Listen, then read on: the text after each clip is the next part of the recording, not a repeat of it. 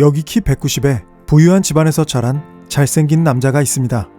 그리고 누가 봐도 어두컴컴한 분위기에 자존감 낮은 여자도 있습니다. 보통 우리는 이렇게 생각하죠. 존잘남은 인생 난이도 최하, 추녀는 인생 난이도 최상일 거라고요. 그런데 이상한 건 완벽하게 상반된 두 사람이 똑같은 인생 난이도 최상으로 세상을 대하고 있다는 겁니다. 대체 이들에게 무슨 일이 있었던 걸까요? 넷플릭스 신작 영화 파반르입니다. 누구예요? 공룡 봤구나. 공룡이요? 공룡 만난 것처럼 사람을 한 번에 줄게 만드는 아우라가 있달까? 두 사람의 인생 난이도가 똑같이 최악인 이유, 그 뿌리는 부모에게 있습니다. 홀아버지 밑에서 가난하게 자란 고아성에게 아버지가 물려준 건 못생긴 외모뿐이었습니다. 어릴 때 아버지한테 내가 예쁘냐고 물어봤지만 아버지는 차마 예쁘다는 하얀 거짓말조차 해주지 못했죠. 그날 이후 고아성에게 거울은 얼굴을 보는 도구가 아니라 자신은 사랑받을 수 없는 존재라는 확인사살용 고문기구가 되었습니다. 평생 자기 얼굴을 마주할 용기가 없어서 거울을 피하며 살았던 여자에게 타인의 시선은 그 자체로 거대한 폭력이었죠. 결국 가족한테조차 거부당한 기억이 여자를 지독한 피해의식 속에 가두었고 아무도 자신을 쳐다보지 않는 지하주차장의 어둠 속으로 스스로를 가둔 겁니다. 반면 모든 걸 가진 완벽한 남자 문상민의 과거는 어땠을까요?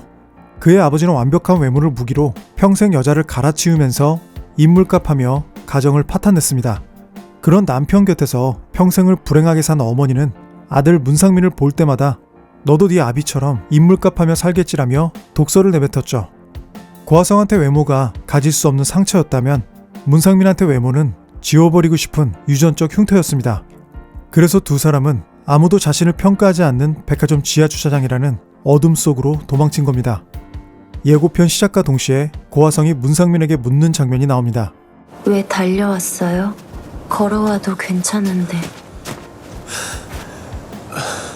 나 같은 사람 때문에 잘난 당신이 굳이 땀 흘리며 뛰어오는 거 나한테는 과분하고 불편하다라는 피해의식이 녹아있을 겁니다. 하지만 여기서 주목할 건 문상민의 태도입니다. 그는 숨을 몰아쉬며 헐떡이죠. 거친 숨소리만큼 고아성을 향한 마음이 얼마나 진실한지가 그대로 느껴집니다. 이런 문상민의 진심이 결국 고아성의 방어벽을 무너뜨립니다. 왜 이렇게 나한테 잘해줘요? 이정씨도 나한테 잘해줘요. 그럼 돼요.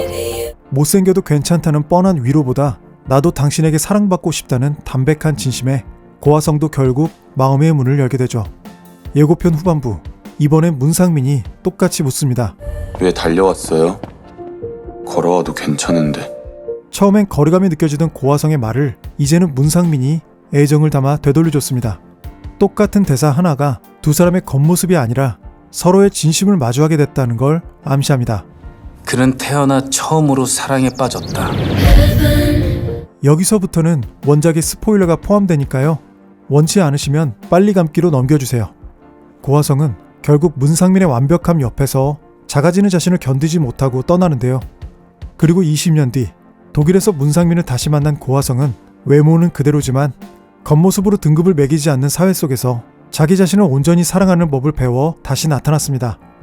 껍데기에 휘둘리던 문상민과 외모라는 감옥에 갇혔던 고아성이 비로소 당당한 어른으로 마주하는 원작 소설의 결말. 어떤 로맨스보다 큰 감동을 줄 겁니다. 이렇게 먹먹한 울림을 주는 원작의 감성을 과연 영상으로 제대로 담아낼 수 있을까요? 사실 이 영화를 연출한 이종필 감독의 이력을 보면 고개가 끄덕여질 겁니다.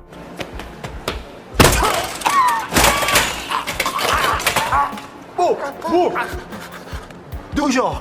예수다. 영화 아저씨에서 휠체어 탄 마약상을 발로 차던 형사 기억하시나요? 단역부터 조명, 촬영, 제작까지 안 해본 게 없는 몸으로 뛰는 감독인데요. 사실 이번 작품은 그에게 특별한 의미가 있습니다. 감독은 20대 시절 원작 소설을 처음 읽고 감명을 받았고 언젠간 감독이 되면 꼭 영화를 만들겠다는 꿈을 오랫동안 품어왔거든요. 실제로 시나리오 집필부터 영상화 권리를 확보하기까지 상당한 공을 들인 수건 사업 같은 작품이죠. I can do it, you can do it, we can do it. 감독의 전작인 삼진그룹 영어 토익반에서 호흡을 맞췄던 고아성 역시 감독의 열정을 잘 알고 있었기 때문에 깊은 신뢰를 바탕으로 합류했습니다. 원작을 누구보다 사랑하는 감독과 배우가 만난 만큼 그들의 진정성이 이 영화의 가장 큰 매력 포인트입니다.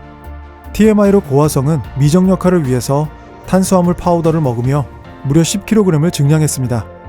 스마트폰과 SNS 속 가짜 미소에 지친 우리에게 이 영화가 묻습니다. 당신은 껍데기가 아닌 진짜 알맹이를 사랑해 본 적 있나요? 영화 파반르는 2월 20일 넷플릭스에서 만날 수 있습니다.